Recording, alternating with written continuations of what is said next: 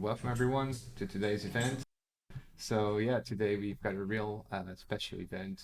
Coyote is here to give us a presentation about Hoodoo, which is titled Hoodoo or Conjure from the Inside Looking Out. The program is the introduction, the presentation itself with maybe a break, Q&A. After the Q&A, there's also the possibility of a little mixing and chatting in the lounge as usual. Yeah, to today's topic. A talk on the origins, influences, history, and methodology of Hoodoo, drawing from personal experience and community members to say what's really real. That's the description of today's presentation by Big Africa, also known as Coyote. Right, we're about to get a really unique and rare insight into a practice that you are not gonna find very quickly, let alone find information on how it works from somebody who is, initiated and has done the work. So yeah, super excited for today. I'm super excited for you to be here, Coyote. Thank you so much. Yeah, that is it for me. So feel free to introduce yourself however you would like, and let us know where people can find you online, if anywhere, and get us started with the presentation. All right. Thank you for the intro and having me. Yeah, first time I've ever done this, so I'm really excited. It's cool. Uh, Other than this, I used to run a podcast called Conjure Club with a colleague, but we've more or less stopped doing that. But the website, I'm sorry, but the episodes are still up on Spotify, for instance, if you just type Conjure Space Club. In terms of finding me, other than Discord, I do have an Instagram. It's soot, SOOT underscore coyote. Um, that's another place where people might find me. I don't really have a shop or anything, but I do take like clients and services, and I'm always up for answering questions and stuff like that. Like this is my life, this is what I do, and my tradition is about really like community cohesion and helping people out and helping them get from point A to point B. Which is also why I wanted to do this, because this is something that not a lot of people know about unless you're involved. And I have to first give the disclaimer that African theology is convoluted. It's very different from the Abrahamic tradition. It's very different from Eastern traditions. And hopefully all of this can make sense. And some topics will run into each other because of just how I will present something, and then it might not be fully understood until I have to go back to it later on in the presentation. But so first, we're talking about initially like the different types of influences that came into like the tradition from the continent, and the three centers that people were primarily taken from in terms of enslaved peoples. Predominantly, you are looking at Central Africa, so this is Angola and Congo, or originally it was Kingdom of Congo, and the reason the Congo is in kind of quotes is because the Bakongo people they're a very large it's a large like subset of ethnic groups and language families that are related enough to the point where someone speaking Lingala in Kikongo may actually be able to have a perfectly normal conversation, even if they're from maybe hundreds or so miles away and have completely different cultures. But then you also have, other than like that region, you have Nigeria, which is where we get things like the Orisha tradition, primarily from the Yoruba people for an ethnic group. Then you have the Igbo, which they have their own tradition called Odinani. Hausa are normally they're normally Muslim as an ethnic group, so it's like even within one geographic region, you have a bunch of different ideas, influences of people who are living somewhat in concert with each other. And when they have to come together for, let's say, city, state, national events, things like that, then you have this heavy mixing of people. And then you have Benin, which or formerly was called Dahomey, which you have the Fon and Ewe people, who are where the concept of voodoo comes from. Their religion called vodun, and this is another aspect of the language is a big part, because the word voodoo just means spirit, but also like hoodoo comes from this area as well, meaning more or less the same thing. A couple things about each of these traditions where they have a very big overlap is the fact that they're all monotheistic. The idea is that there's one God but many spirits. There's one supreme deity, and there's a bunch of things under that. But also they conceptualize the supreme deity as within everything, but also the mind of it is remote. So it's the idea that God is within, let's say, the trees, the sticks, the rivers, the rocks, but you're not interfacing with God directly when you go to these things. You're interfacing with an aspect of God for sure, or one of the named spirits that he has placed in order for you to be able to go from point A to point B in your own life. So it's monotheistic but also pantheistic because, like I said, God's in everything. But then it's also animistic because you are, when you're thinking of the spirit of this tree, you're not necessarily having to conceptualize it as God, but you're recognizing the force that the tree has of its own. So all of these coming together is more or less, it's the similarity between West and Central African tradition. West being Nigeria primarily, then you go a little bit further west, then you have like Benin, and then if you go southeast, then you're getting into Angola and Congo, and then places like Cameroon as well.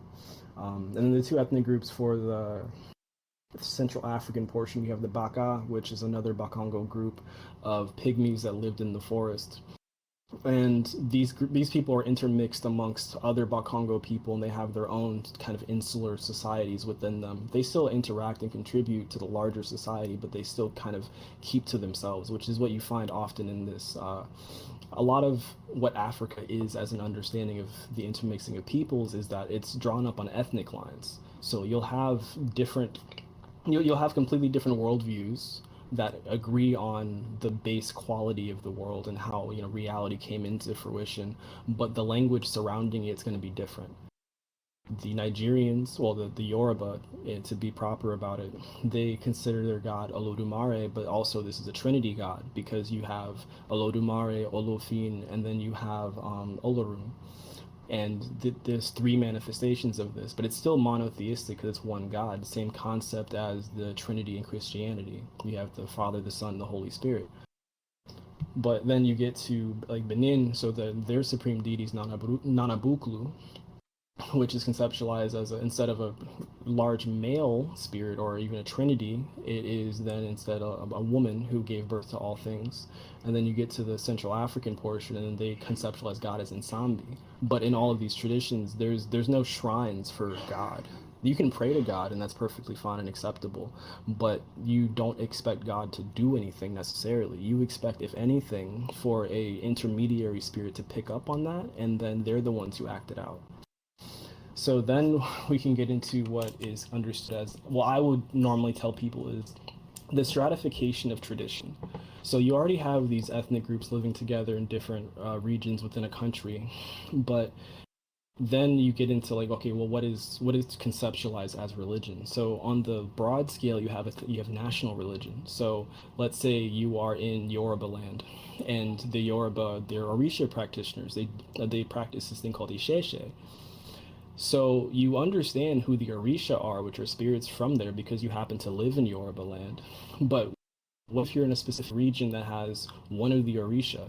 You may not even necessarily be of that ethnic group, but okay, like you understand that nationally when they have certain festivals, you go and you dress a certain way, you give offerings, and then regionally, okay, maybe you have a shrine to an Orisha in your area that you go to and give offerings to.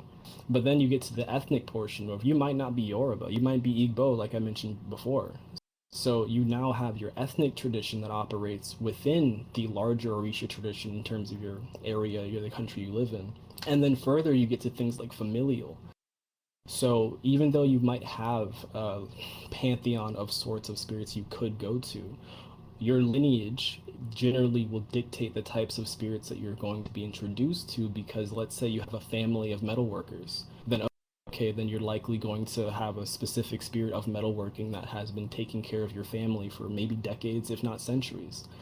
And a lot of these like trades that families tend to have, like I'll say the cornerstone on, like it results in that it's part devotion, part commerce. And then you get even further, even smaller pockets where there's secret societies. In Nigeria, there's a specific secret society called the Ekpe, which is in English we'd probably call it the leopard cult because they have a very big deal about leopards. And what's interesting is that with secret societies in Africa, they're everywhere. And even within the religion, the understood religion, there's the public version and there's the private version. So you may not have the secrets of certain spirits, even though you live near them, unless you get initiated into that spirit's tradition. And then that spirit's tradition is part of a larger tradition. So if I keep talking about Nigeria in particular with this, so if you're, the Orisha Shango, he's the king of the Orisha. You might just be a person who happens to live in the area. You see the festivals, you go to the shrine, you give your offerings. But then if you go a step further and join the specific group of people that venerate him, that know his secrets, now you're getting into secret societies that, it's, similar to an idea of like the lodge system or Freemasonry, where, okay, we're all around this one central idea and we work together and we have specific things that we don't tell anyone on the outside. So you as an individual, like, you might have up to 5 or 6 different religious traditions you're practicing, but they all make sense because theologically there is no conflict. There is no, they generally will agree to an idea of reincarnation, although there might be conceptions of a heaven of some sort. Usually it's considered that this is not permanent. This is a divine place that a dead person may go to for a while and then come back through somebody else, usually within the family. So you have things like that, and then you get further into the trading of secrets between peoples.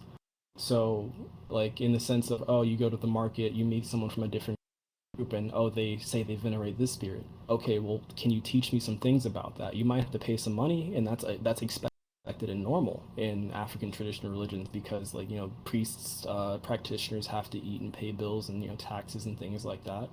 So the exchange of money for resources and resources being knowledge as well is almost expected. Just at least understand that this is a potentiality you might walk into. But then, so you get someone who might pay for the secrets of another spirit from another ethnic group that lives in a different country, and then they take it home with them, which is what happened with the Ekpe cult. The Ekpe cult originally started in Nigeria, but it got so prominent that it went all the way around West and Central Africa, to the point where even in the slave trade, when we get to North America as well as Cuba has a whole leopard cult called Abakwa that just happened to be directly linked to this Nigerian tradition. And then you also have the cultural symbolism of it, to where a lot of black people who grew up in the States, you likely have some family members that are wearing leopard print. This animal became so prevalent in our culture and history because of literally one ethnic group just trading ideas back and forth. And that's even ignoring the fact that, like I said previously, most of the people who were brought to Africa are from Central Africa. So not even the the origination point of this. So then you get into things like, for instance, now in the States we have Anansi as an idea. Anansi comes from the Akan people, again, living in Ghana. And it's just another story that people have been able to carry and learn about and continue using it in the modern day, that has shifted and changed a bit with the different cultures. But in the end, it still calls back to the original understanding of Anansi as a storyteller and trickster. So you understand the idea of, just because you're part of one group or one tradition does not negate the validity or even the power that exists within a different tradition. And it's expected to learn about and study other things, because you will, most priests will say they don't have the full truth. There is no possibility for one person to have the full truth or even the full understanding of a tradition. Because like I just showed the stratification here, you're not going to understand every intricate bit of everything you get subscribed to. You understand your lot in life. And that's the main point. The main point is making you the most self-actualized being possible. It's not about you learning every individual point about specific dances, specific spirits. If it's not dealing with you, or it's not something you might have to teach someone else, it's cool information, but it's impractical. But so next, I'm going to give a bit of examples of some stuff that you would find in some of the Nigerian tradition.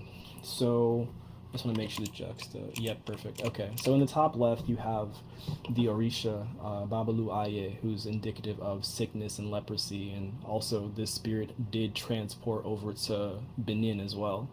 In Benin, they call him Champono.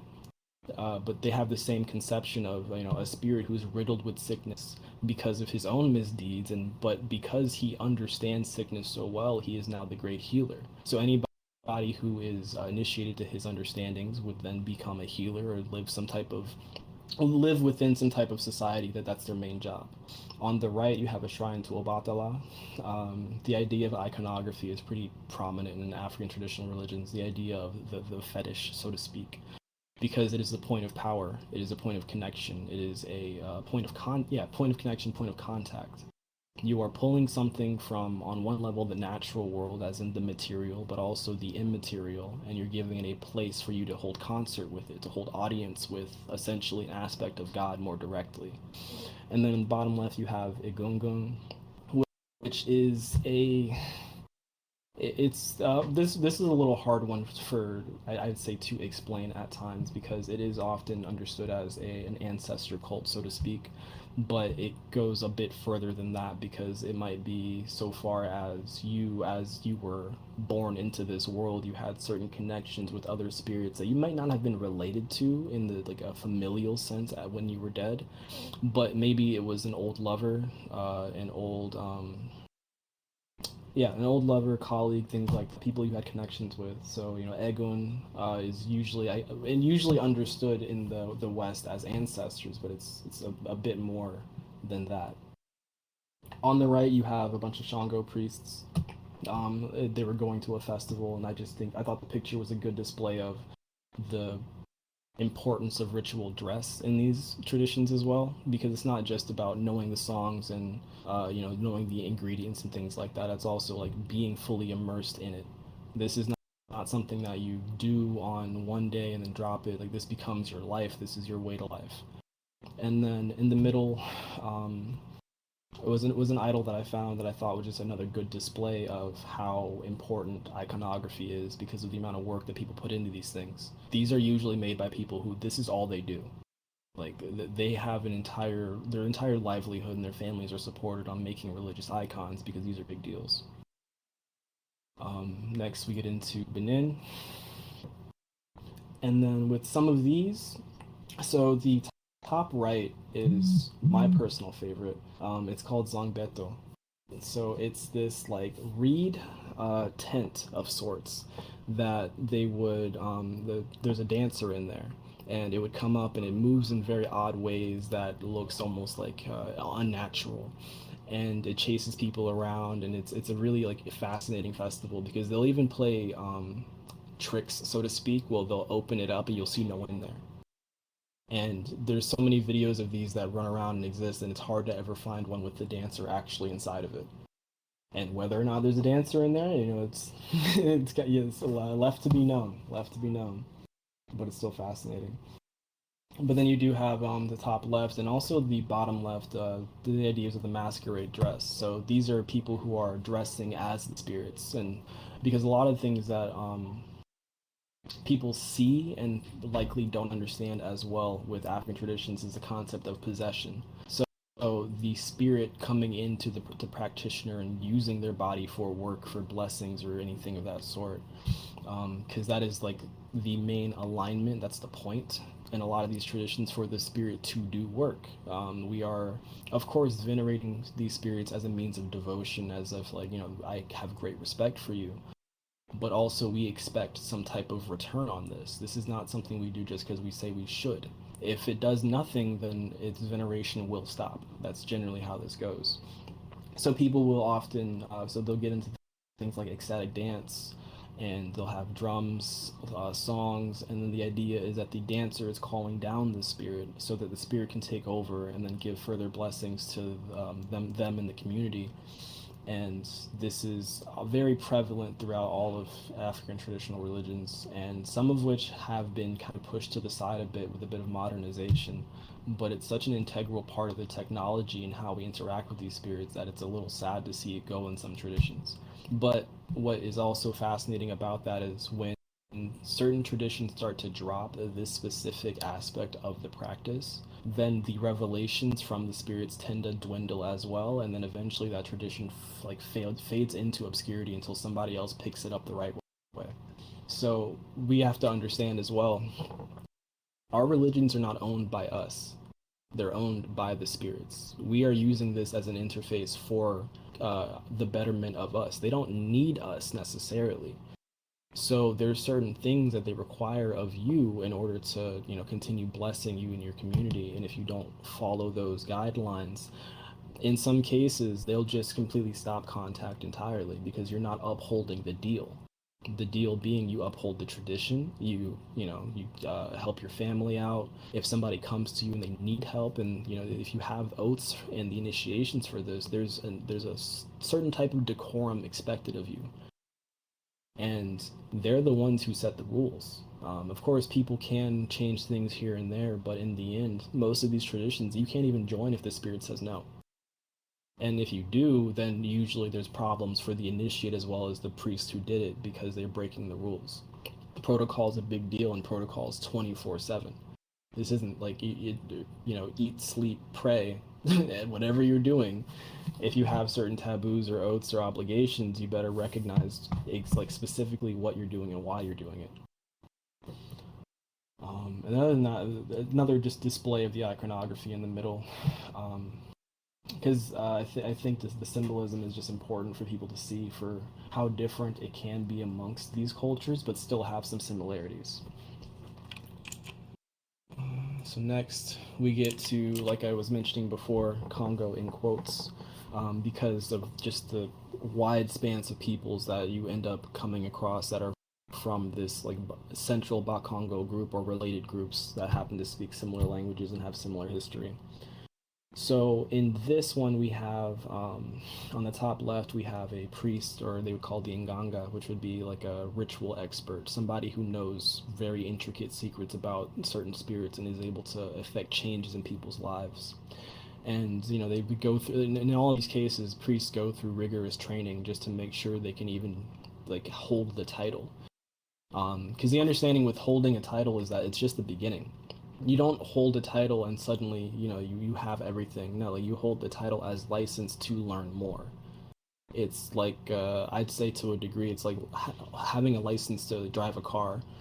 You only kind of know how to drive it when you get your license, but once you actually learn and you are able to maneuver in different situations, and in this case it's you have so many different types of cases that you have from clients that you essentially you're granted the title, but you earn the right to utilize it and then use that as I'll say like a badge to wear.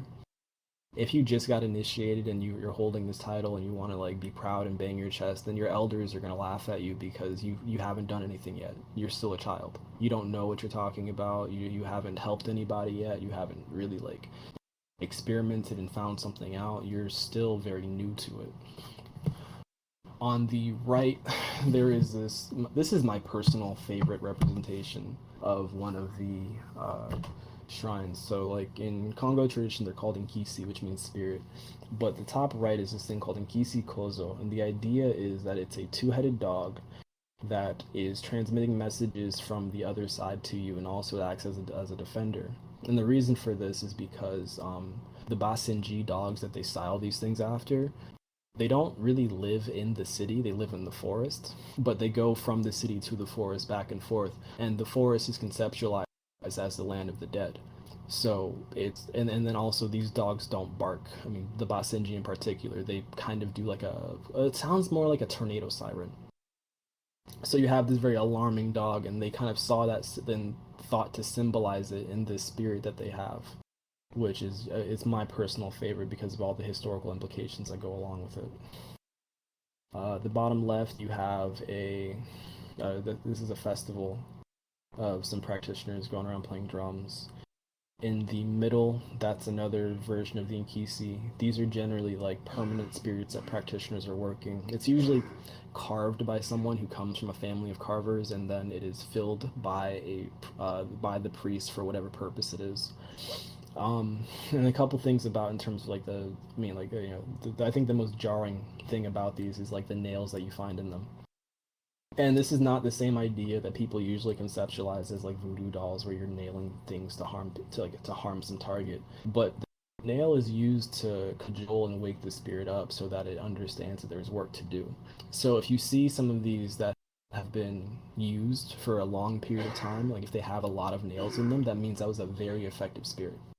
So it's a kind of a rarity to see one that doesn't have that many nails. Because oftentimes, if it worked only once or twice and never again, they'll just drop it. Because again, it's not about venerating something for the purpose of veneration. It's venerating something to have some type of recompense come to you. Oh, excuse me one second. Okay. And then the bottom right, we have another type of inkisi. And this one is covered in like various knots as opposed to the nails that you would see in the other ones. And the knots would again be indicative of certain types of work that the spirit has been contracted for. It has a bunch of small statues on there, which are symbols of again a lot of the stuff that we do in these traditions is symbolic and conceptual, so the spirit understands what we need from them. And also, if somebody else comes in who is part of the tradition and understands these symbols, and um it's almost like an external memory device as well to them, so they understand what this spirit is capable of. So there's multiple levels of language happening at once that run together as a means of understanding how these traditions even operate. But next, I'm going to go to this slide.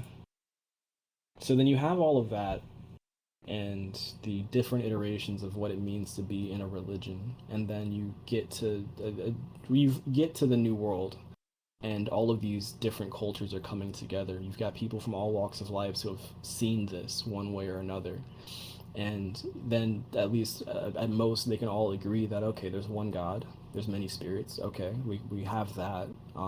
We ended up kind of, for some people they nominally adopted Christianity and utilized it as a tool, kind of like a mask, so they can kind of keep their indigenous tradition sacred and secret, primarily because if people saw them practicing it they would end up murdered or worse.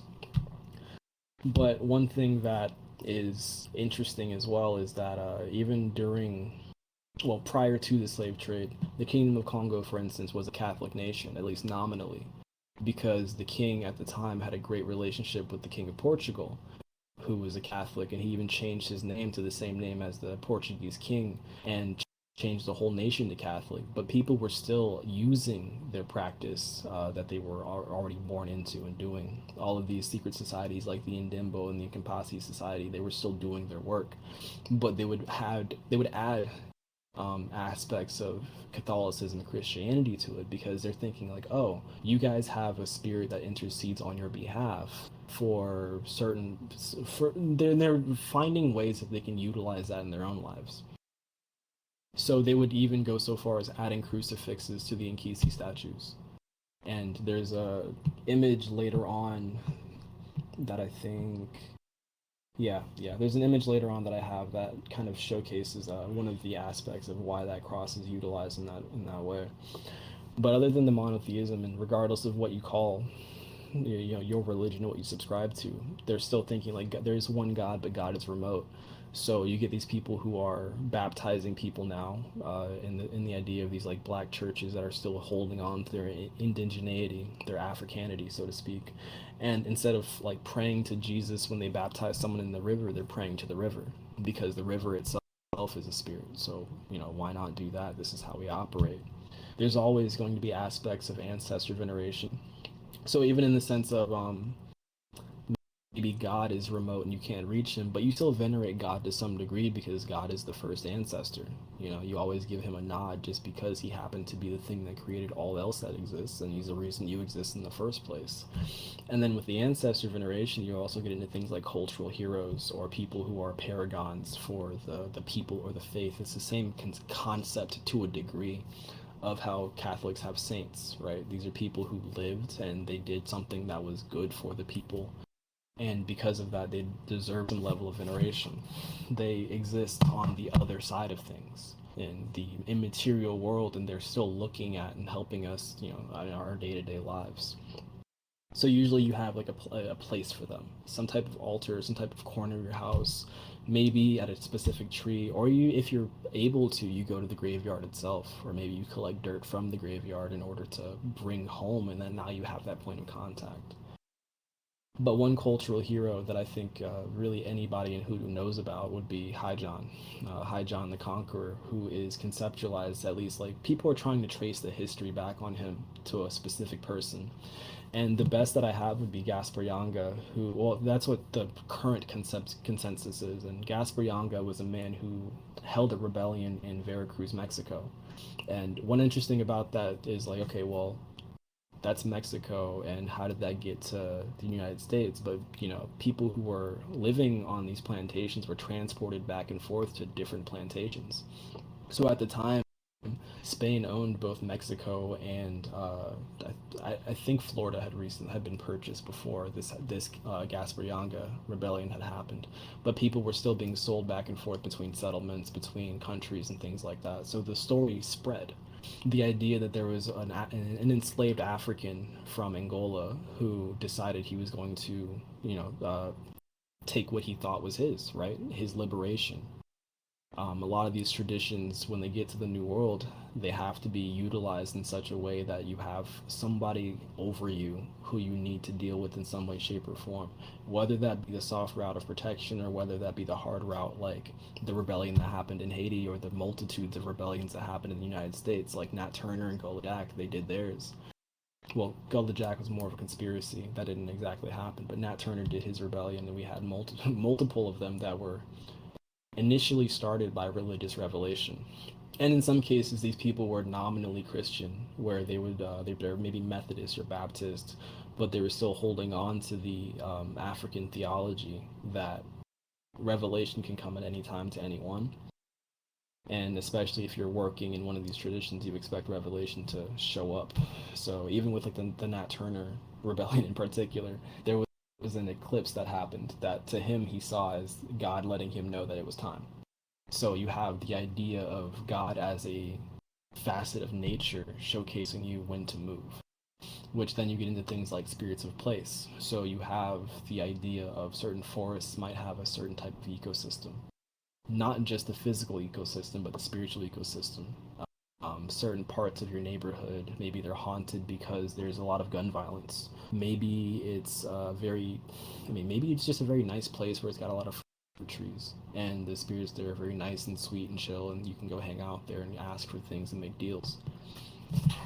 It's of it's calling back to the animism that I was speaking of before, where even like the location, it's not about the specific type of tree carrying just the association. It's about, okay, where was that tree growing? What type of history did this tree have? What did it see? Or certain animals that you see in the area, like what was their experience living in concert with humans? Was the area left alone? Was there a lot of deforestation? Did they see the wars that we had here? Things of that nature. Then you get into things like the other prevalent spirit in Hoodoo would be the Crossroads Man. And some of this lore is again going to get a bit more convoluted, because the concept of the man at the crossroads, he is an all-black shadow who's being walked around by a black dog, that comes, at least that specific lore and iconography comes from Europe. The idea that there's a devil at the crossroads they can go make deals with. And this happened multiple times in the history of Hoodoo, where people would say something like, "Oh, I sold my soul to the devil," but we don't necessarily believe in that Faustian pact. That's not really a thing we believe in, but we colloquially use that phrase to give other people an understanding of the nature of that spirit and what we're actually doing. We're, of course, entering into some level of a pact or agreement with a spirit that likes trickery. That's one of the biggest things that any practitioner will tell you. He likes to play jokes, he likes to play pranks, but he will always get the job done. You never have to worry about him. If he agrees to something, he's going to do it. But that means if you agree to something, you'd better do it, because otherwise you will get a very unfortunate prank played on you, usually. So yeah, so we get the mixing of the devil lore there, where you have these people of a specific ethnic group now, and the idea of the intermixing of Africans, during and post enslavement, and their cultural history that they share amongst each other. And you get the mixing of the lore from the European aspect as well, which comes into a bit of a different understanding on some of these.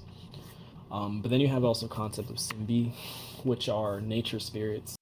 On some cases, people would say they're similar to fairies. In other cases, they conceptualize them as snakes that come from certain types of trees, or they live in water. And the concept of Simbi comes from Central Africa. That's another concept that comes from like the Kongo people, and these are these are conceptualized as where quote unquote magic comes from. These spirits that are perfectly fine with making deals with humans, but they're also elusive and hard to track down, and sometimes they change shape and form, and they might start speaking different languages at you, and it's just this like powerhouse of sorts. So people who try to talk about Simbi, it's hard. It's really hard because even experiencing it for yourself, you're not sure what to say.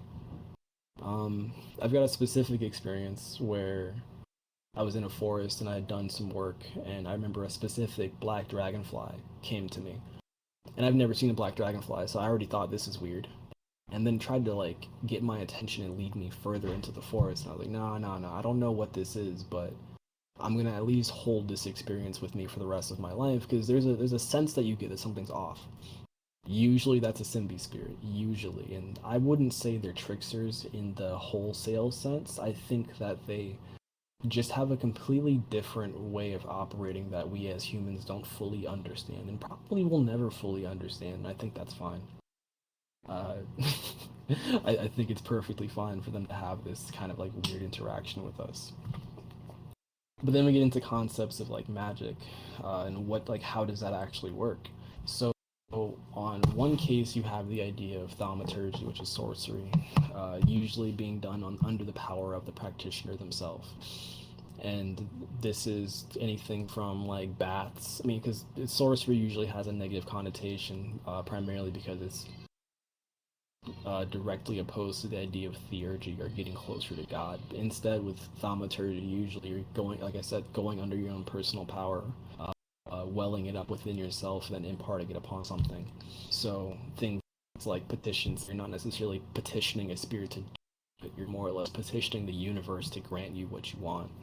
Or pacts are the most common thing that you end up seeing, where somebody goes to a specific named spirit or even just a location, and they leave an offering, and they use some type of divination tool depending on what they use, and they make a deal of sorts, and they hand out whatever offering they have. They clearly state what they want, and then hopefully that spirit understands what they're trying to get, and you get that done. And that doesn't have to be a long-standing relationship either. Like, it's understood that, okay, cool, maybe never again, but thank you for this. Usually there's the initial offering just to get the spirit's attention, and then afterwards, if the job is complete, then you give them something else that you usually have agreed upon prior.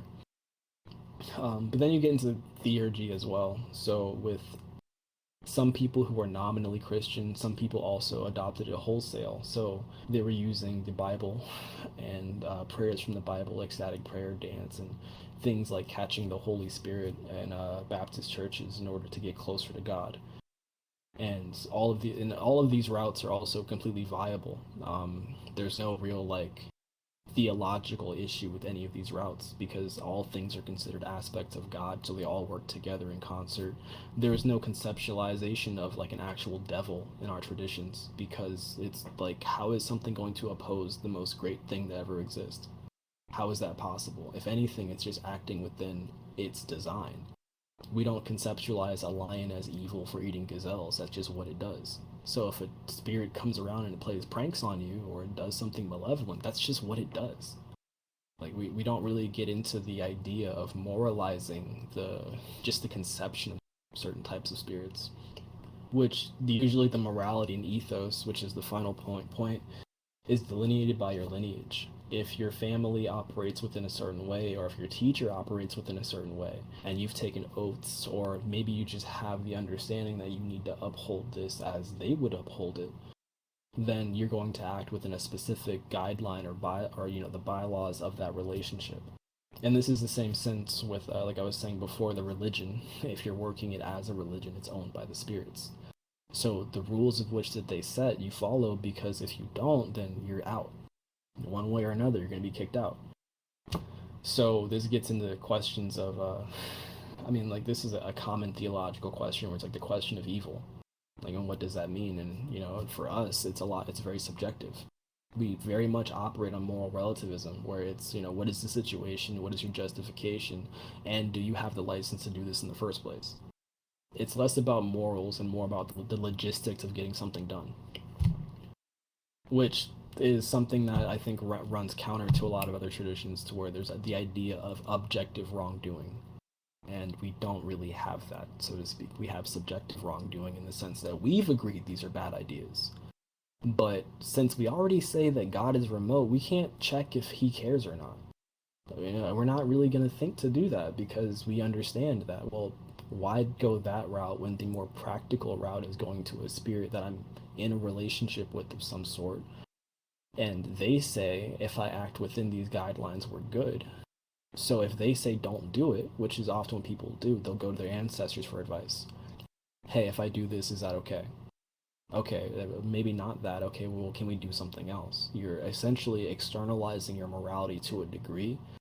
You're externalizing it to the relationships you hold, just to make sure you can properly live cohesively within that community still. Okay, and then...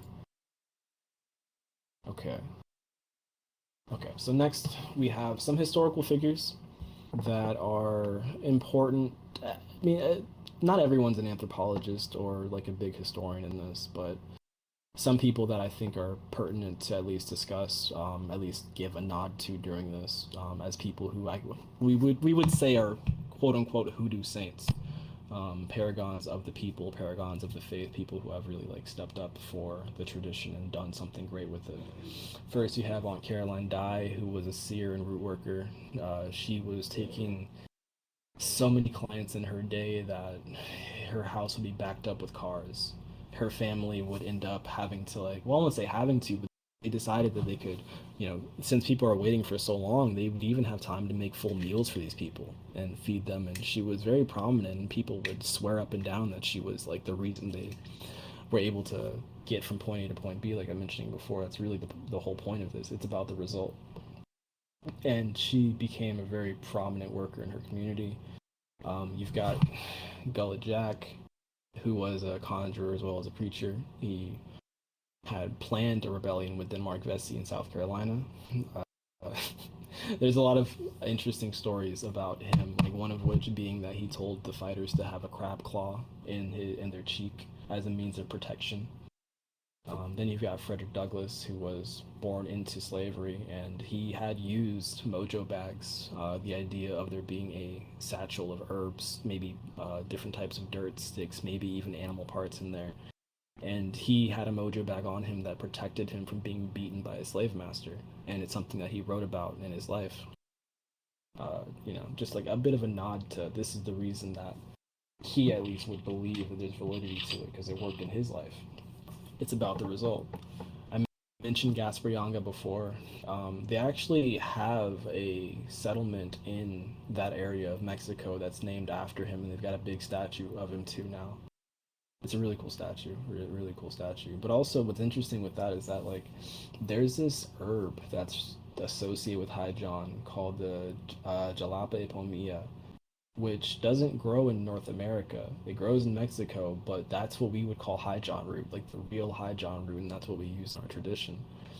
So it's just another aspect of the people are larger than just the geographic region. It's like, okay, anyone who went through this, who did good by us, which Gaspar Yanga is a good example of that. I mentioned the Nat Turner Rebellion earlier. Then we have Zora Neale Hurston, who most people would know her as an author, but she was also a practitioner of a lot of these traditions, in terms of like getting initiated in voodoo, learning from different hoodoo lineages, and showing people like really just what it was, because a lot of people have like media fueled fear about these traditions because, oh, they're, you know, sacrificing animals and conjuring the devil, and only half of that is true. We don't even have a devil, so that's not exactly how this works. But she put out a lot of books that people would have never been able to like really get beside themselves for a moment to study these traditions on their own. So she traveled around, all around the country, and even left the country to see what it actually was that people brought over. And because of that, now we do have a good swath of information from her in particular that we can look at and really have a sense of pride for. Um, okay, so the next slides are about methodology. I think I do want to have a short break before I get to that because that's a bit of a long section.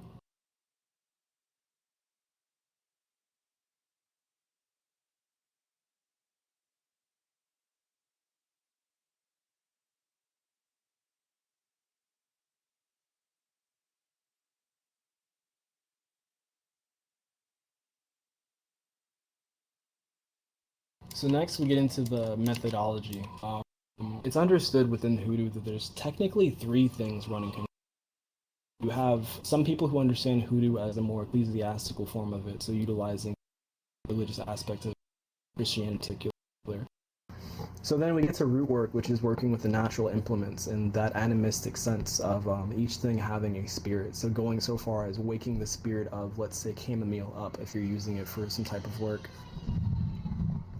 So then on the other end of those two, you have this subset called Conjure, which would then get into things that are not of the original tradition, so to speak, or entirely necromantic, or even this is where you find the witchcraft portion of the tradition.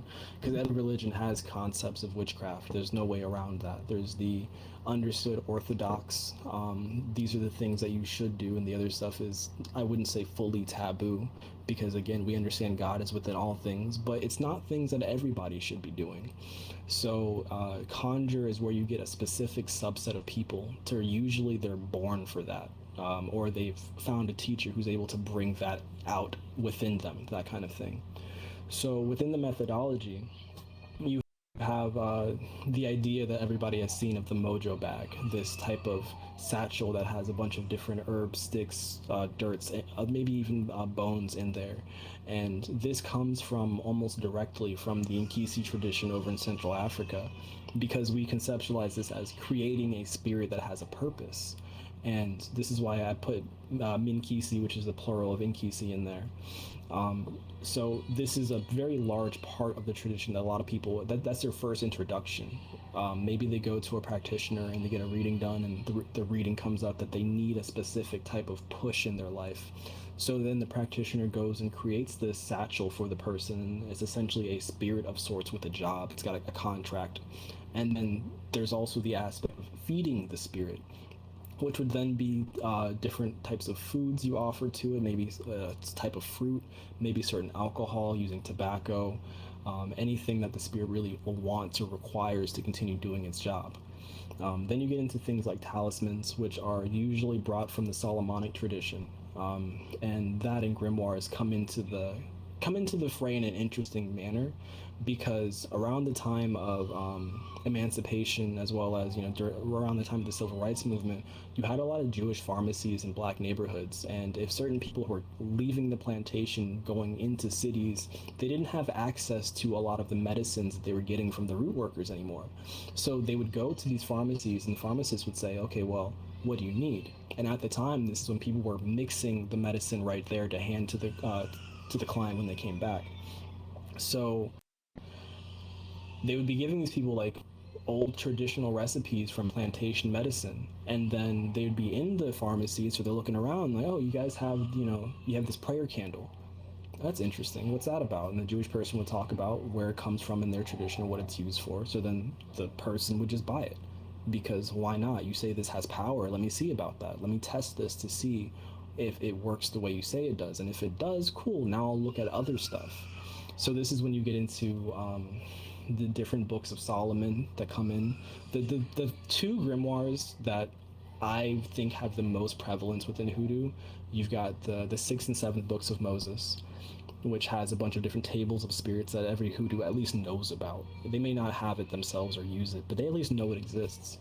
But then interestingly enough, you have this thing that again comes from Central or South America, but It's the books of Cyprian kind of slip in there a little bit. People may not know the books of Cyprian by name, but you have concepts of the Gallina Negra, the black hen, the black dog, the black toad, and these all come from the books of Cyprian. Cyprian of Antioch, a European Catholic bishop. The idea that he was conjuring demons before he decided to become a bishop. And we find these as traditional aspects of the tradition and the Solomonic tradition as well, if they're operating from a esoteric Christian standpoint, which then goes into like the idea of the Bible itself being used as a religious talisman. This book has so much power. There's so many prayers in there. You can call spirits up with this, and people are using it already in their churches and calling down the Holy Ghost into somebody. So this became a very big aspect of a lot of people's hoodoo. And then you get, of course, like altars or points of contact, a meeting place for you and the spirit, which the altars are very different. What I have on the right is actually a boveda from Spiritism, which mediumship is a common thing within African traditional religions because we're interfacing with spirits, the dead, and anything that's immaterial. And Spiritism is an odd throw-in only in the sense that of how it came about. Because Spiritism as a technology or as a tradition comes from a reconciliation attempt by a man named Allan Kardec, who was trying to reconcile the differences between the Protestants and the Catholics. So he would go to these people who said they were mediums, and he would have them channel spirits, and he would record what those spirits were saying. And Spiritism then infiltrated into all of the African traditional religions during the slave trade, like all of them across the board. They have some form of Spiritism. So if you go to a hoodoo and you ask them, how would I make an ancestor altar? They're going to tell you basically a broken down version of a boveda. They're going to tell you, okay, you need a table, a white tablecloth, a single white candle, a glass of water. And that's like that's basically the first step of a boveda. And then you might get into things like certain types of flowers, certain types of foods, offerings and stuff that your people liked. You would put like pictures of the deceased. If you have their birthday and their death day, you would add that as well. And that is like because all of our traditions, and hoodoo in particular, operate on the assumption that the dead will interact with us post transition, then this becomes an integral part, because we believe our ancestors to be the very first line of defense, communication, information that you have before you get to anything else. For a lot of these traditions, if you try to join and your ancestors are not cool with it, you're not getting in. Like that's just a period, point blank. You're not getting in. You can rail against it all you want. If you join anyway, they're the ones who are going to wreak havoc in your life because you didn't listen. Next, you get into things like the actual medicines that people were making, and still do to this day. And this is primarily a root working facet. You're not going to get many conjurers who are making medicine that you're supposed to actually drink. That's not common. I wouldn't say it. Most people are doing that if they're a conjurer. But yeah, so you're getting the like herbal medicinal qualities, and then going further and imbuing it with some type of spiritual quality as well. The idea being that the spirit lives within the medicine, and then it's going to act upon whatever the ailment is. And then another common facet that every hoodoo does is we do this thing called spiritual bathing. You would take a bowl of water of some sort, or any other vessel that you have, really whatever you have access to, and you would put water in it and certain types of herbs, and then you would light a candle and you would pray over the concoction, so to speak, and you would rip the herbs apart with your hands, and you would essentially be telling the herbs and the water what you need. So if you need a specific type of bath for cleansing, usually you're using things like bitter herbs. Black walnut's a very common one. If you're wanting to do a sweetening bath to sweeten your life and your identity in the eyes of other people, then you would use like certain types of fruits. You maybe add honey to it.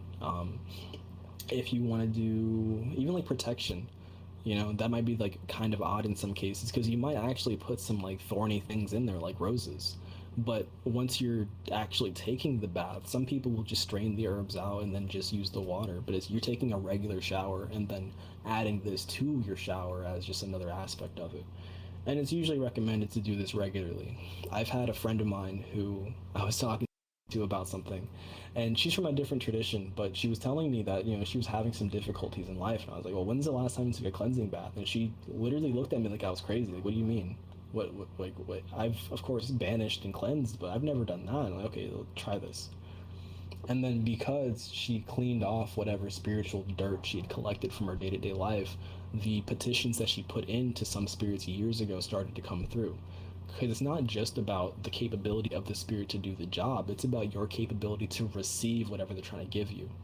So, for instance, if you go out and you're trying to get a job, and you have a spirit that's supposed to help you get a really good paying job in a certain neighborhood, and you are not, let's say, the type of person who would even get through the interview process, maybe there's some spiritual muck that you have on you that needs to be cleaned off, so that when you go there, that person, like their soul, so to speak, is perceiving you as a clear receptacle, and they see you as someone who they could actually might want for the job. So this is like it's multifaceted in that, like these are our lives, so it fits in wherever you can. I mean, you can pray over your morning coffee, you pray over your tea in the morning, or you drink certain types of teas because of certain days you're going to have. So then you would wake those spirits up in the morning, and then you would pray over it and tell those spirits what you need, right? The spirits of the herbs, the spirits of the water. And then with all of these traditions, you get things like songs and dances that are always seen at ceremonies, because a lot of the ceremonies are essentially like parties for the spirits. It's a celebration for the capability, for the work the spirits have done, or potentially will do on your behalf, and it's a way of showing thanks. And that's a really big deal.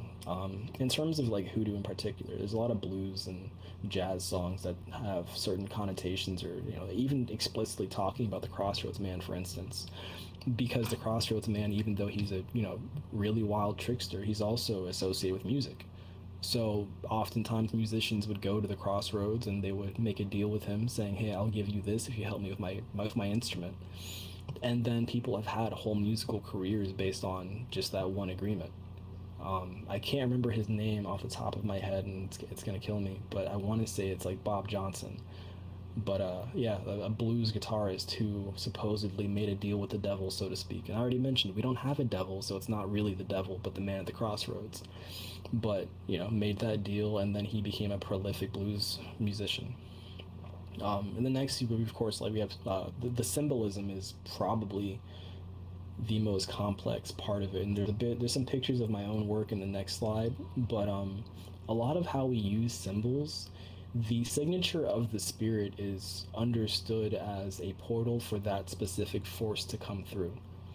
It's not just the idea of, oh, this image means this, or this image is the spirit. It's like it is, but it's not, because we understand the spirit is immaterial. We are granting the spirit a place to come through, a point of contact, so that they have influence over the physical world to some degree. Which next we can get into methodology, and these are pictures from my personal work. I think this is all within the last year, and there's another slide with this. So I'll go from the very right of the actual title. That's how the floor gets sometimes when I'm working, because I'm constantly double checking with divination tools of which ingredients should I use. If you've been doing this for a while, you tend to just have stuff. Like you might randomly walk across a tree that fell a certain way, and you think like, I could use this, and you might not use it for a year or two, but eventually the situation arises to where this is now a necessary thing, or if not necessary, but very useful. To the right of that, there are some protection charms that I'd made for some colleagues of mine, utilizing the shell, and then inside of those is like different herbs and other implements, and then sealed with wax. On the to the right of that is like an oil, because we do this thing as well called like dressing candles. So you would take the candle, and sometimes you would carve in what you want. You carve that into the candle, and then you would add some type of oil to it that in some cases you could just use olive oil and then put herbs on the oil soaked candle, Or you can go further and create and consecrate a specific type of oil for an effect. And then you would dip the candle in that and then burn that. And now this is a consecrated candle that you're adding to your prayers and your petition to whatever spirit, if you're using a spirit. So there's multiple layers of which we're adding more authority, we're adding more direction, we're adding more understanding and knowledge to how we operate. And this is how you get, in my opinion, greater results. You are, every step of the way, you're adding the spirit's touch into it. And then the bottom left, this is just an example of how I do symbols. And this is prevalent within Kongo traditions, the way I do things in particular. There's a book called Kongo Graphic Writing, which talks about this, and it's a very, very good book if you're ever interested in it. It's probably the most thorough book on the topic that I've ever come across.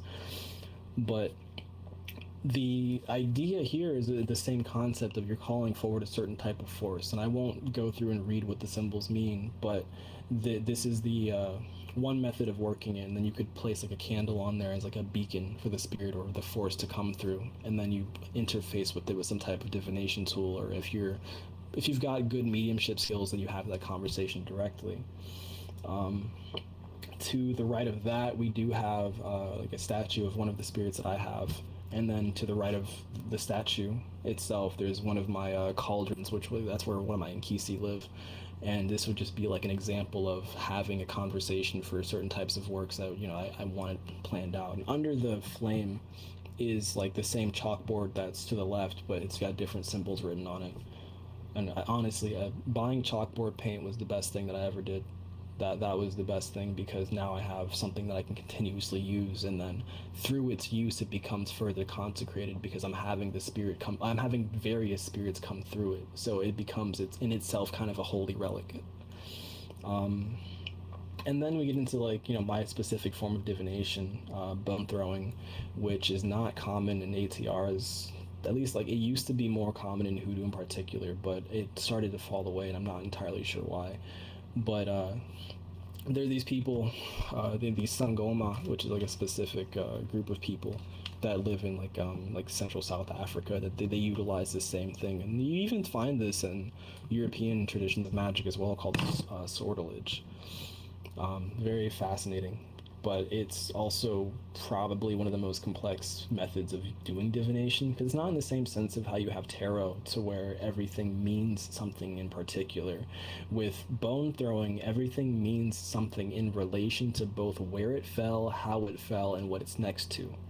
And then also in the context of what is the question in the first place. So an actual reading might take an hour to 2 hours, just getting through all of the intricate bits, and it's very thorough in that there's a lot of pieces and a lot of areas in the life that you can talk about. I had unfortunately left off this symbol originally, but the circle that's cut into 4 sections is the Bakongo cosmogram, called the Dekenga, and it's essentially how we reify all of our belief back to. It's also called the 4 moments of the sun in English, but with that, each quarter has a specific meaning. So east is the symbol Kala, which is birth. The north is Tukula, which is understood as ascendancy or maturity. And then the west is Luvemba, which is the transition between the material and the immaterial world. So that's like the transition of death or old age, when you're getting ready to die and need to give someone else your secrets.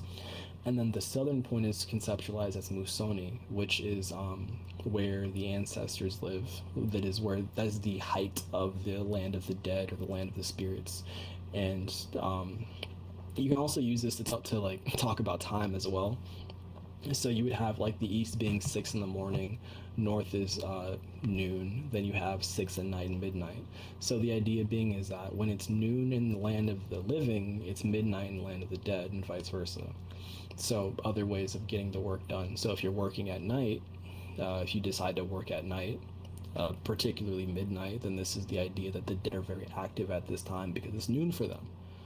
It's almost like working with time zones.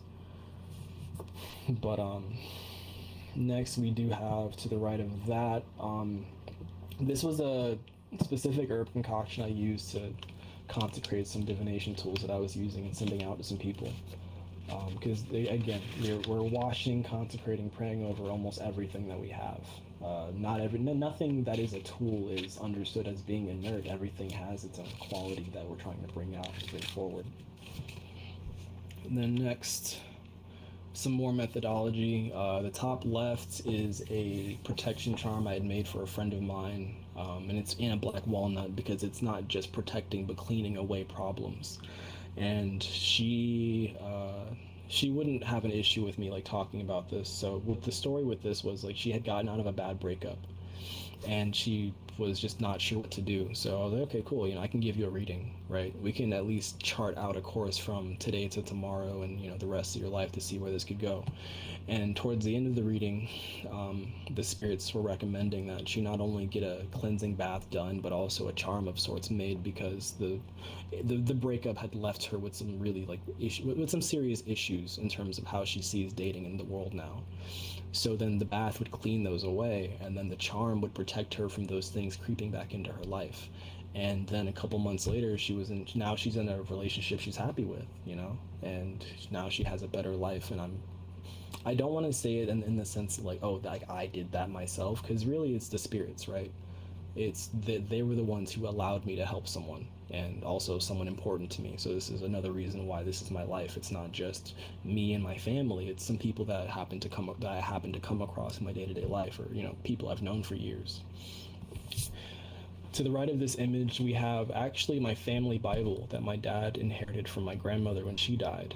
And the interesting thing here is that this Bible is full of like herbs, and the $2 bills are in there too, for like different things that I guess people have prayed for. And this is something my grandmother had never spoke about in her life, to me at least.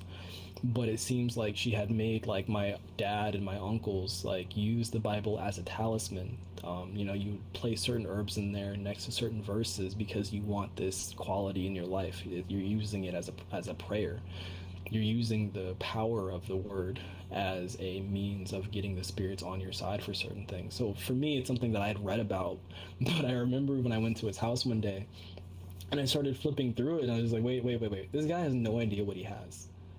Like, this is a historical relic of Hoodoo's past, so to speak. Like, this is the family Bible, which has a bunch of these, like a lot of these, and there's even things in there like celebratory bits, like someone passed their test, so the test is in there.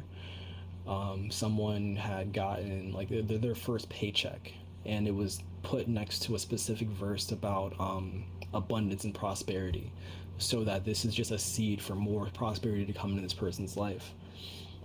To the right of the top Bible image is this was a working that I did before. This is some years ago, actually. Now I think about it, I think this is the oldest picture I have on here. But what I was doing with this was, I had a family member that was dealing with some health problems, so I had consecrated a necklace with the Archangel Raphael, and within that jar is an herb bath, and there's a 7-day candle inside the jar as well. And doing the consecration like that, doing the evocation for Raphael, and having him bless the bath and the charm, which is not something you would often find in like Solomonic magic. But again, like, I'm a Hoodoo. This is my ethnic religion. This is how we operate. So the working philosophy of it was, as the candle heats up the bath, the force of the spirit is going into the necklace, and then by the time the candle was done burning out, the bath was gone. It had evaporated away, and you just had this like these dry herbs situated around this little silver necklace that was in there.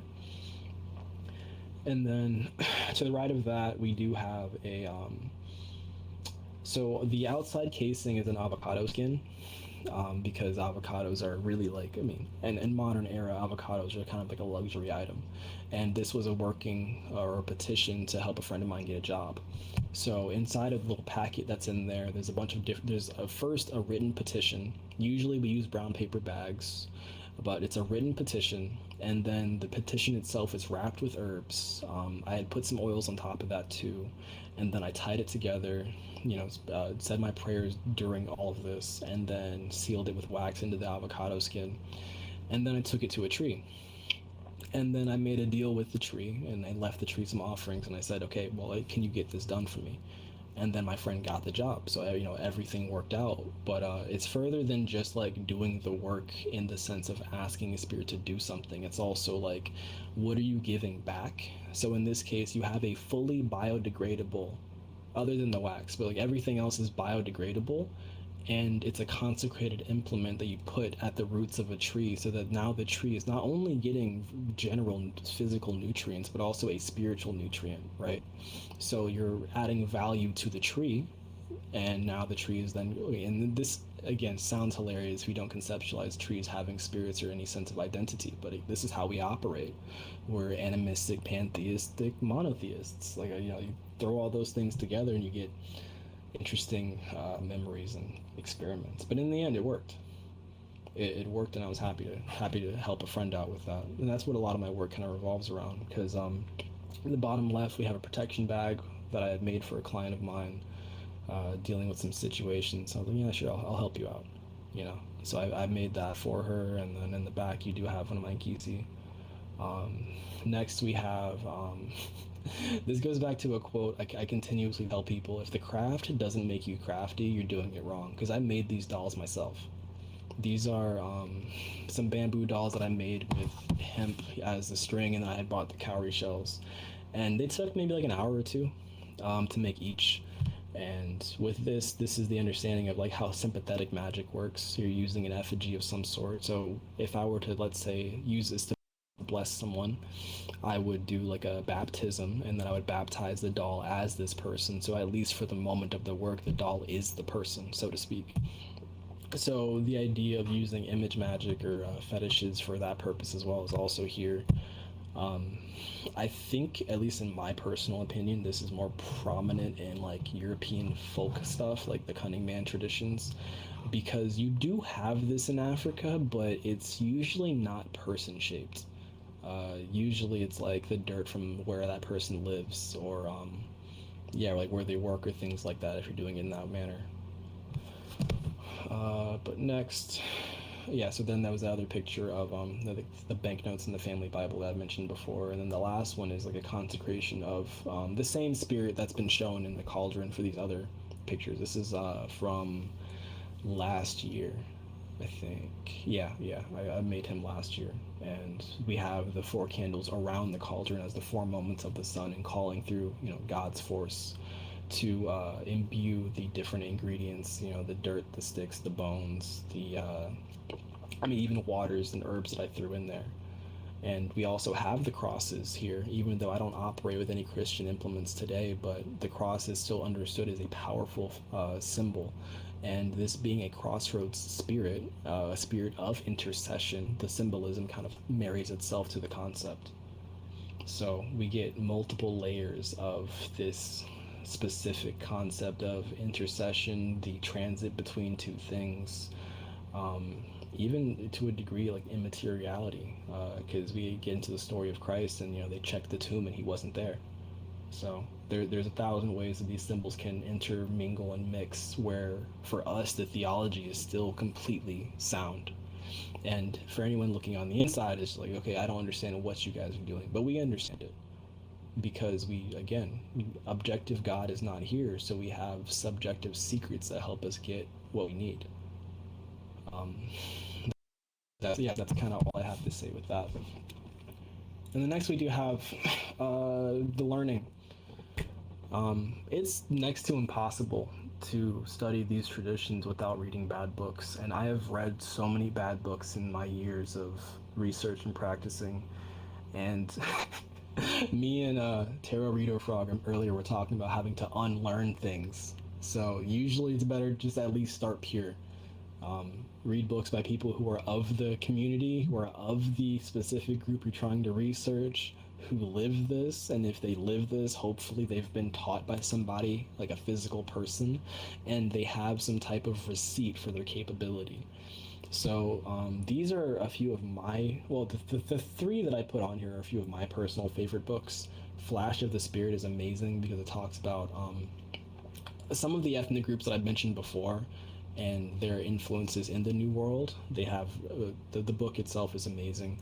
It's my personal favorite. I didn't put Congo graphic writing on there just because it's not going to make sense, because it's almost as if you're trying to study how people make sigils, and it doesn't work the same way because it's a very specific cultural context. But Flash of the Spirit is great. Mojo working is great as well. Working the Roots is another good one. And then, of course, Zora Neale Hurston has to be mentioned because she's the most prolific author that wrote real things.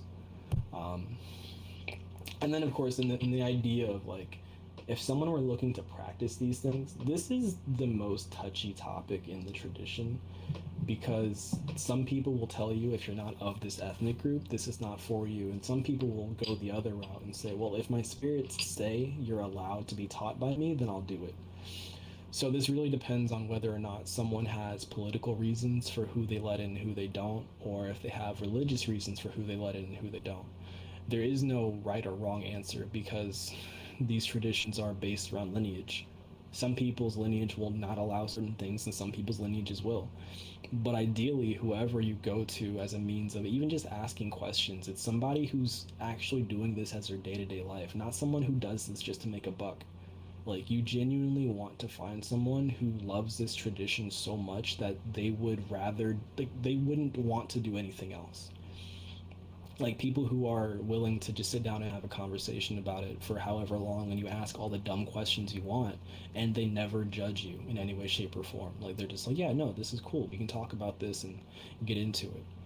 And that's one of the, for me, it's, yeah, if you go to try to talk to someone, just ask them a general question, and they try to make you pay them, don't talk to that person. And I don't mean this in the sense of saying it like that they're wrong for doing that, but if you're looking for religious understanding, find a religious person. That's the best way I would say doing that. I think that's, yeah, that's everything I got. I don't have anything further on the presentation. Of course, if there's any questions, I'm more than happy to answer anything I got. Well, anything you guys got. Yeah, awesome. Well, first of all, thank you very much for the amazing presentation. It was so full of so many topics, things to think about. I don't think I've ever seen most of it, so I'm so thankful also for being so generous with pictures from your private collection. Yeah, thank you so much. I'm glad. I felt like it was important, because people have to.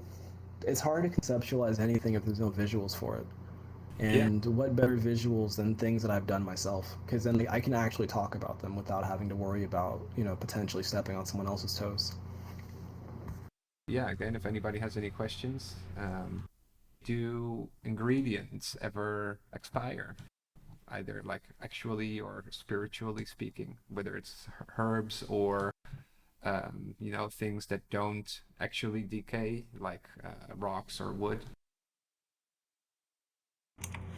So there is a level of decay in terms of like the spiritual quality of an implement, even if it doesn't rot itself. But it will never reach the point that it's inert.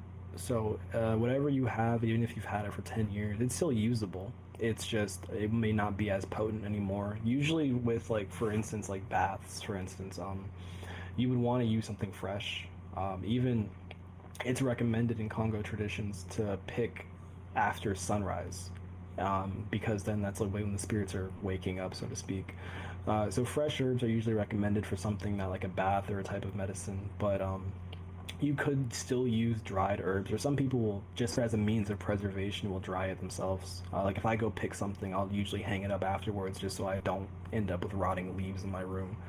That would be unfortunate. But yeah, there's a level of decay, but it's never to the point where it's unusable, unless it actually has rotted away. Then you probably don't want to use that for anything beneficial.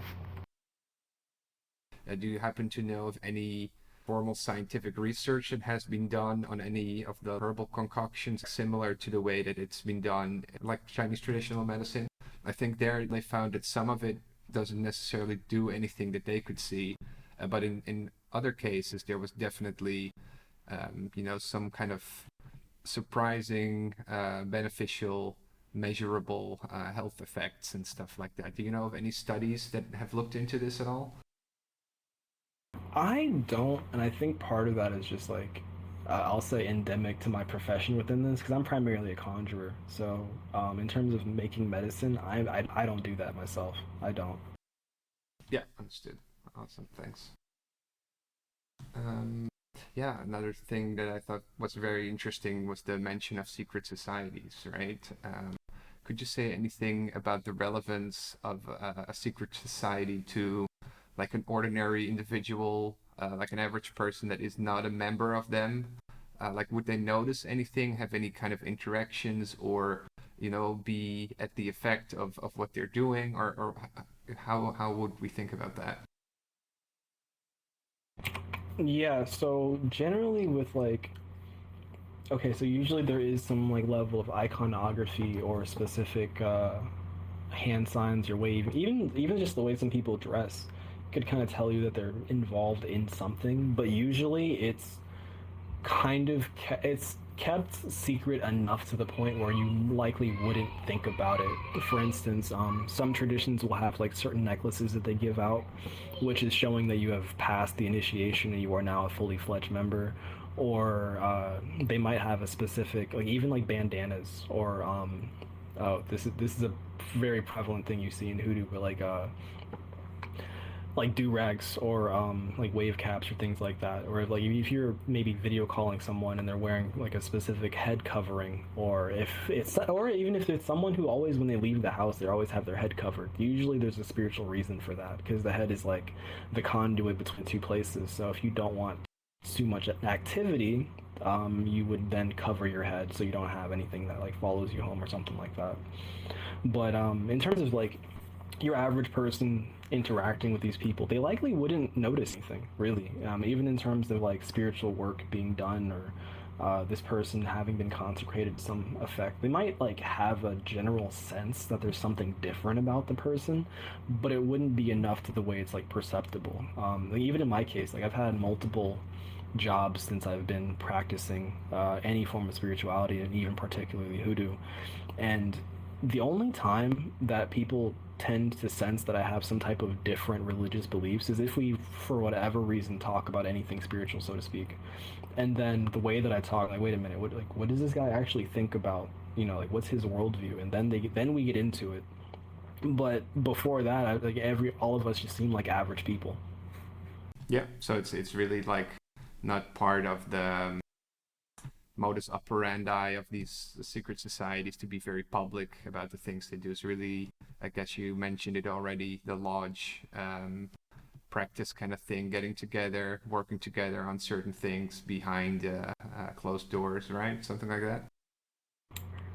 Yeah, Yeah. and then they also like our traditions, like we don't proselytize either, so we're rarely ever advertising it as a sense of someone to join, unless they like express some interest of their own through like a conversation. Oh, you're into this. Like for instance, if you see someone reading a specific type of book, like if I personally saw anyone reading Flash of the Spirit, I would want to have a conversation with this person to see how far in are they. Like, are they just researching, or are they a practitioner?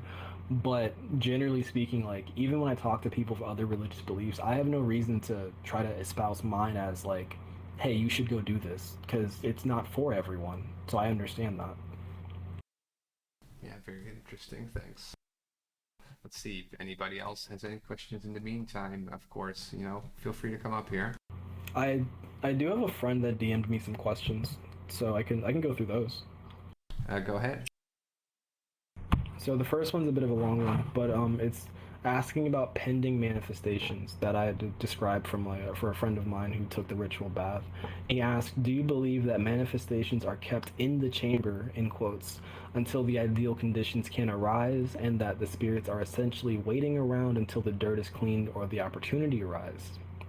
How do you then determine when a spirit is not good for the work or the work was a potential failure if these things are pending?" What I would say in terms of like pending manifestations, or if you're unsure if you are even in the opportunity to receive something like that, this would be a means of diagnosis. Personally, when I tell anybody who's doing spiritual work, if they're like trying to check if things are working, is you need to look for your material reality to give you signs of that spirit's contact. So generally, spirits, regardless of what it is or where it's coming from, they have some type of symbolism that's associated with them. So if after you've left the offering, you've made your petition, and you don't see any changes in your life, like maybe that bird, maybe that spirit is indicative of a certain type of bird, and if you don't see that bird around after you've done that, maybe you should double check and see if things are going as they should. And if not, then you would then have to do some form of divination to determine what is the problem. Is it just because you're not clean? Is it because the atmosphere that you live in is not conducive to what you're asking for, or is it just waiting? Then that would be like, you have to have further conversations with that spirit, but also exhaust other options. Ideally you would take a bath before you ask for anything, just so you're coming in with a clean mind, clean soul. And then if things are still not moving right, maybe you need a specific type of bath with certain herbs in there, and then you can get things going more easily. Or another thing as well is, for instance, if somebody's like doing the job one is always the easy one, or like love, because people are always interested in love and money. But if you put a petition to a spirit to get a job, and you're getting rejected for a bunch of job applications, maybe look at what kind of job you asked the spirit for, and if those jobs actually are what would get you what you wanted. So maybe you're aiming at the wrong thing consciously, but you told the spirit something else.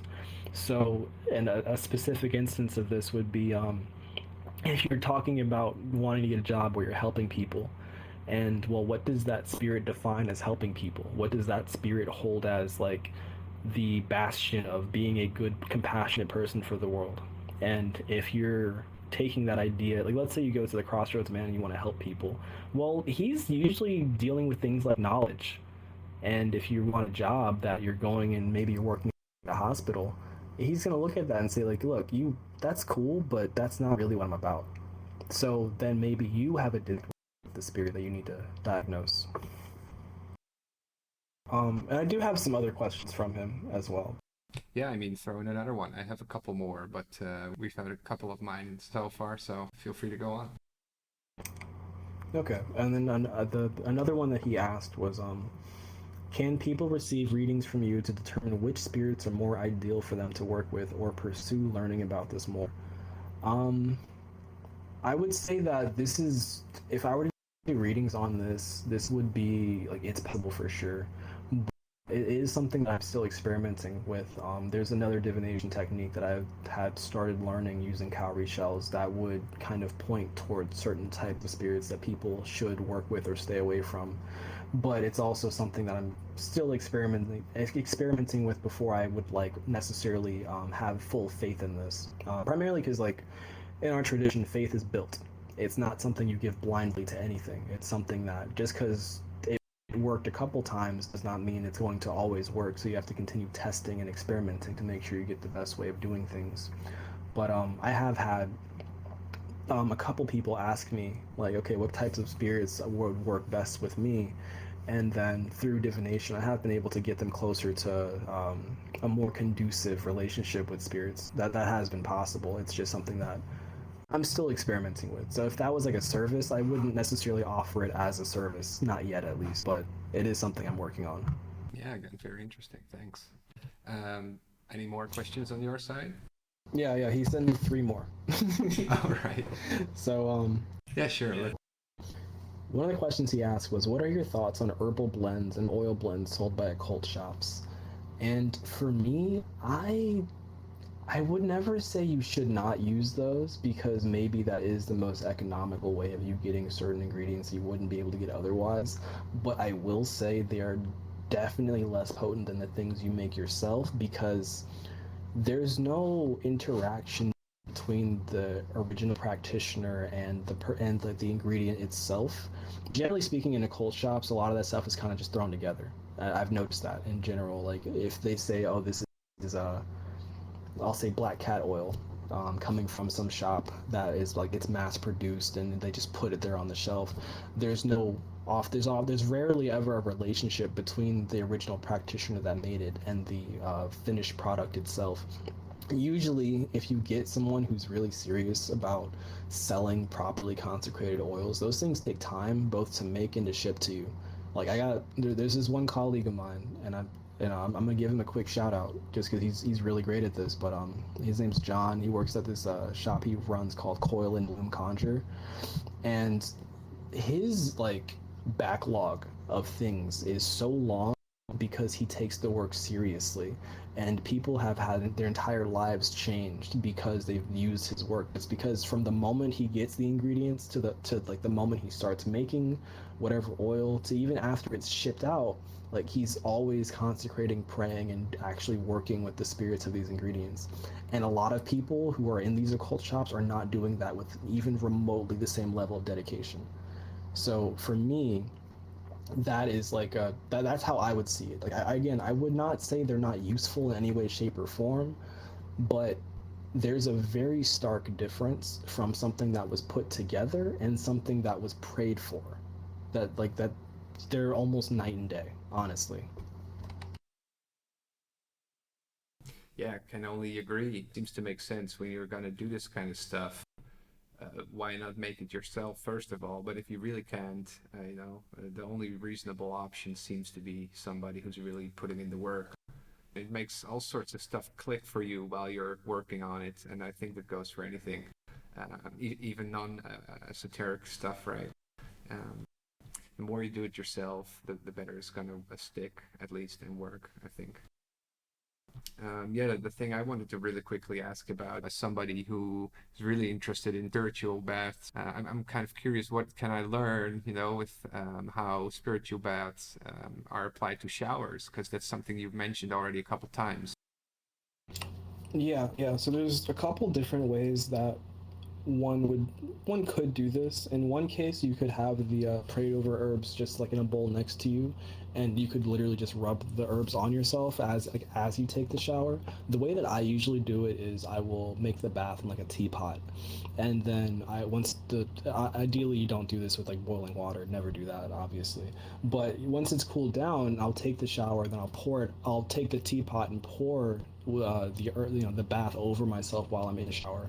And then another way some people have done this that I've seen is they will consecrate the herbs, put them in a bundle, and put that under the shower head, so that it's like the hot water from the shower head is coming onto the herbs and onto you as well. So there's a few different ways you can do that.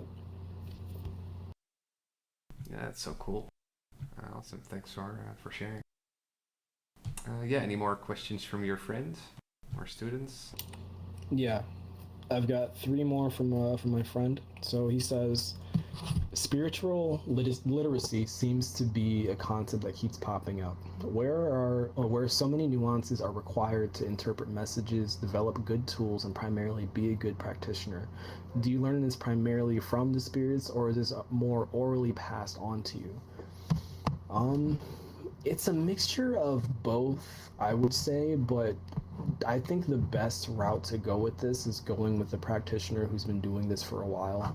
So, for instance, like a lot of the way that I work today, of course, is a good deal experiential of me working and experimenting and figuring out what works best for my specific my life and how it fits in. But I know some people who are priests in different traditions of the African diaspora, so I'll go to them with questions, and maybe they'll recommend a certain type of tool. Like for instance, like there's these 4 coconut discs that are used in like Cuban traditions called chamalongos, and one of my friends is a priest of a tradition called palo, and he did a reading for me, and he said, hey, you should get these. Like, this is something that you should use for your practice because your spirits would respond really well to them. So, okay, cool. So then I tried it out, and it's been a very, very integral part of my practice nowadays. Or even something as simple as like just watching someone work, if you have the capability to do that. If you make a friend and maybe they invite you to a ceremony, or if they're just doing stuff and you go over to their house and you just ask them like, okay, what is that? What are you doing?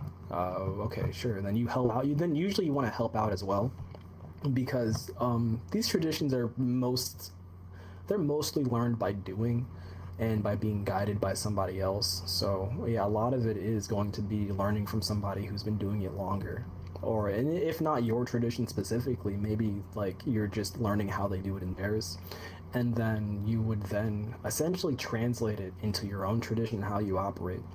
So like even in my case, where like with the dolls, for instance, like I didn't make these dolls until I started researching Taoism. and I was looking through some of their texts about how they use dolls in their work. And I was like, okay, that's a fascinating idea.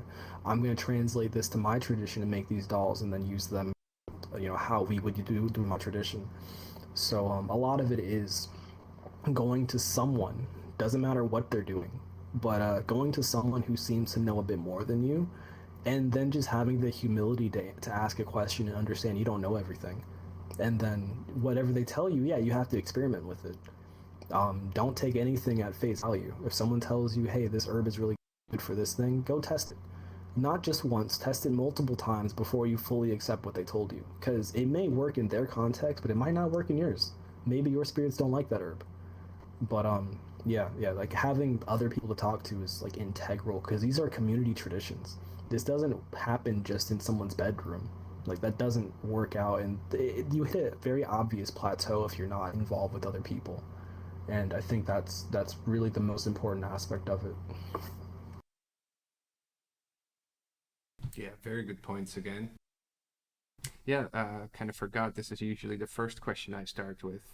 Nowadays, and I think it's a positive thing, there's a lot of people who are not fully committing to any one religion, tradition, spirituality, teacher, whatever, but they're definitely like looking around and maybe pick up certain things to use for themselves, right? For some people, it's definitely spiritual. For other people, it's more like a personal development kind of thing. Yeah, how well does Hoodoo lend itself to that kind of picking and choosing of things and practices?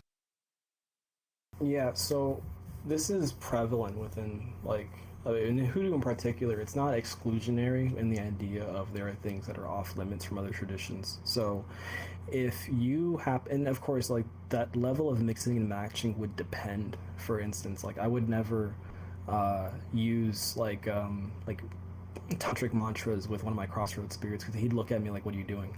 But I could still use the idea of, like, incantation and chanting with him, and understand that, okay, like, this works as a way of drawing more force, of calling his name over and over again. And there is the level of, you have to kind of, like, when you're researching a topic, you have to research it to the point where you can break it out of its cultural context and then understand the base idea underlying it. So, for instance, with, like, the dolls, like, the Taoists have a whole process of how they make the dolls and consecrate them, and what times to use them for. And really, I researched it to the point where I was like, okay, I understand the base idea they're operating with. I don't need everything else, because that's not going to work in my tradition. So for a regular practitioner who is looking around at, let's say, grimoires, maybe Sufi texts, they're looking into Greco-Roman paganism, all of these things are viable options to research as a means of understanding how to get a better relationship with your spirits. It's just a matter of, you need to, again, research the topic to the point where you can break it, because some of that stuff is not going to translate as cleanly when you go back to, like, work with your spirits. And that's the other part of it, where you want to ask the spirits before you do certain things. Like, there's like, anytime I do something new, I pull out my divination tools and I ask, like, hey, is this okay? And if they say no, then okay, how do we rework this to make it okay for you, so that we can then do this? So it's also having that conversation with the spirits you're subscribing to make sure you're both on the same page. That's a really big deal, where research is great, but again, you want to verify with the spirits if what you're researching is going to work well with them. Yeah, awesome. Thank you very much. I have one more question. Maybe your friend has some more, or anybody else your side. He has one last one. I'll do that one. Yeah. So he asks, what types of personalities would you say are drawn to this tradition, or to your lineage more specifically? So, in terms of drawn to the tradition, I think a lot of people, and this is primarily would be leveled at, like, Black Americans, for instance. Like, these are people who are looking for a sense of identity that extends to, like, their ethnic understanding of, who they are as people that came into this country one way or another. But then for people on the outside that are trying to get in, generally what I see is, people of different ethnic groups are oftentimes looking for power looking for ways to change their lives, and sometimes good or sometimes bad ways, in terms of if they want to harm other people. That's pretty prevalent.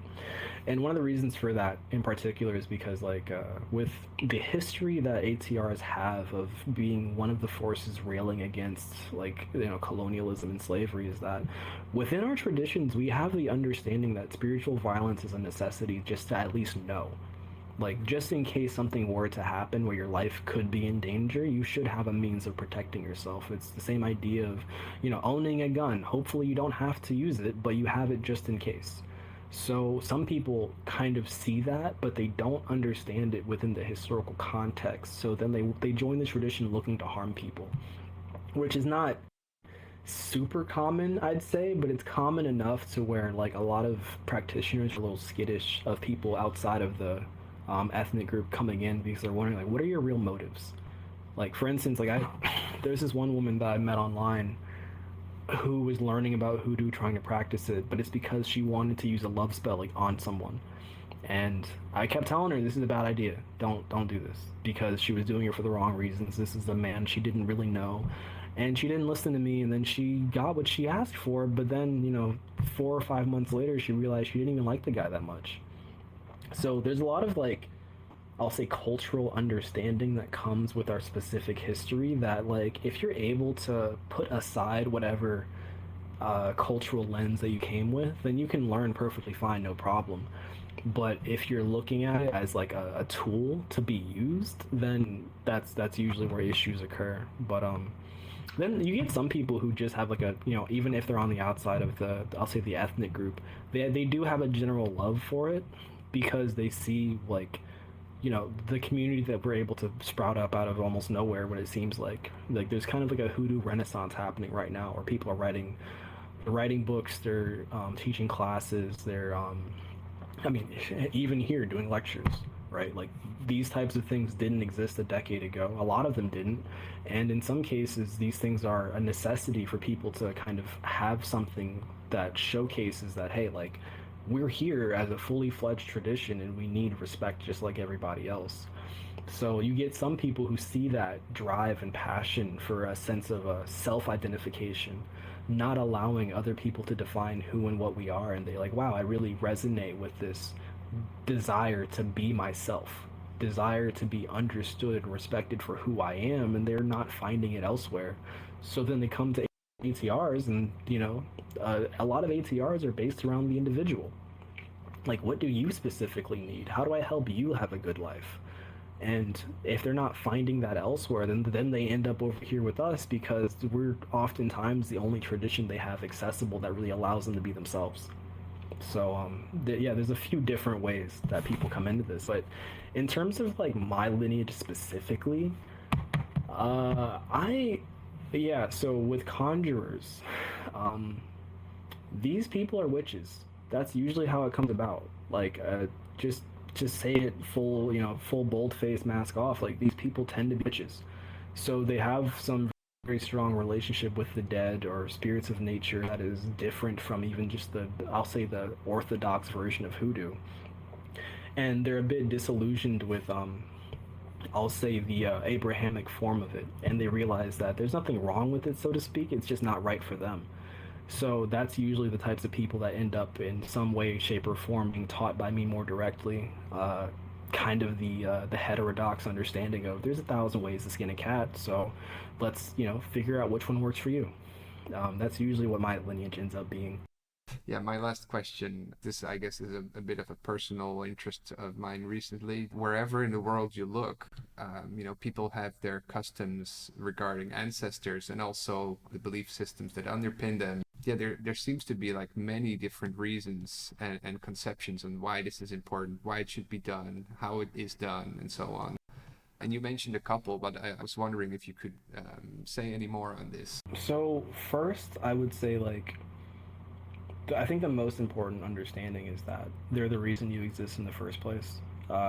Even if they were not necessarily good people, they did horrible things in their life, and this is something that a lot of people have to come to terms with.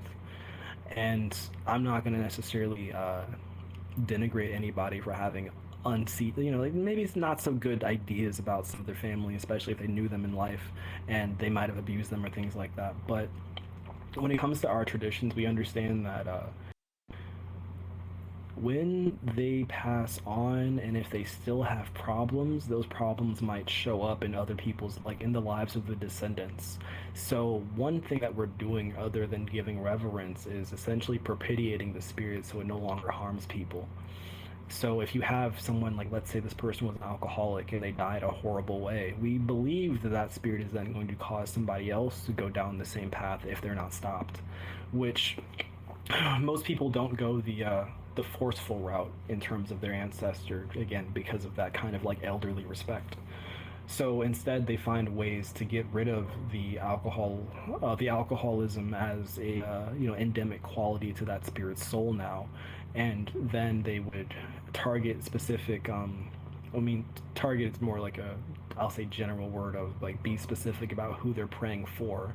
So if you have, let's say, I'm gonna keep with the alcoholic mention, just because that's prevalent in a lot of communities and a lot of people have dealt with this. But if you have, like, let's say, a great grandfather that drank too much, and then you're starting to see one of your cousins after that person died is starting to hit the bottle a little too much, then you would usually go for that ancestor and do specific prayers for them so that they have some type of elevation, so that they can see what they've done wrong in their life. And then you would then go further and have your ancestors mobilized to help the descendant to make sure they don't fall down the same path. And for that, I'd say the technology, it already existed in the African context, but in the New World, we kind of take this from Spiritism in particular because of that mediumship aspect of interacting with the dead and seeing, okay, what kind of qualities do you have and are you beneficial for people and things like that. And praying on their behalf to make sure that this doesn't repeat in, whoever's lineage in their history. But the importance is, honestly, it's hard to understate the importance because you can't. There's something about understanding where your family has been and your potential trajectory that I don't think it's possible to put that aside.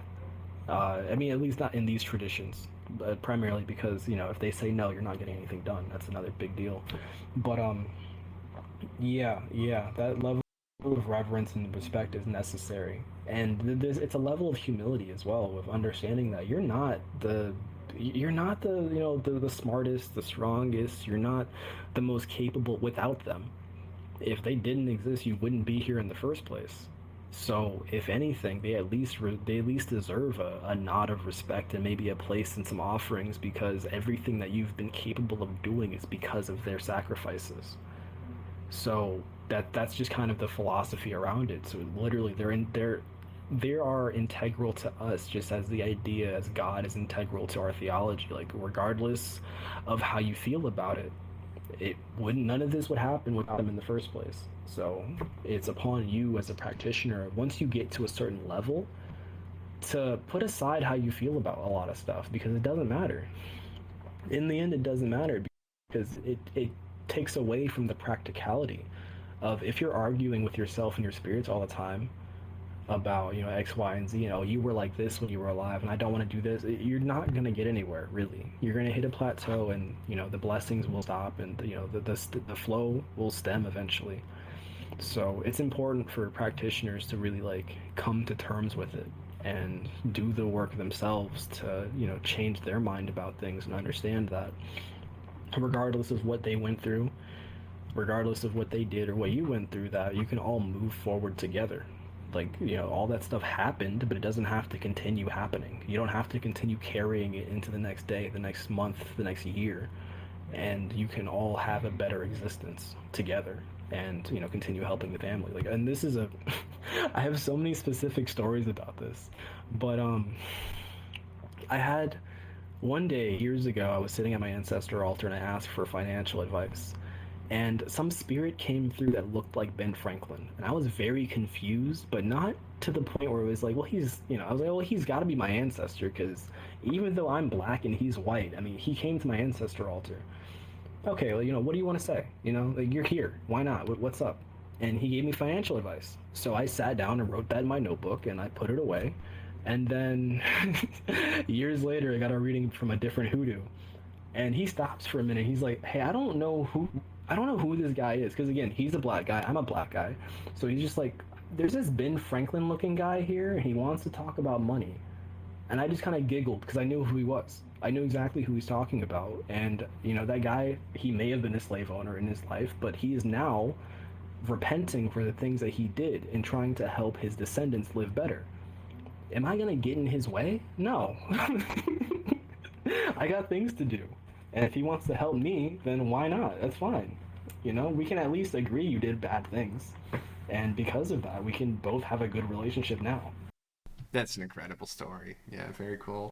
Thanks for sharing that. One really interesting instance I've heard about, really the people you see throughout your life and through the generations is really just the same spirits reincarnating over and over again. Is that something you ever heard about? I think this is more an ATR kind of thing. Yeah. There's a lot of concepts of that where back on the continent, some people would be named after specific ancestors, or they would have like a certain type of word that would denote that this person was someone who had reincarnated. It's very prevalent, and usually you catch it in like within the family line.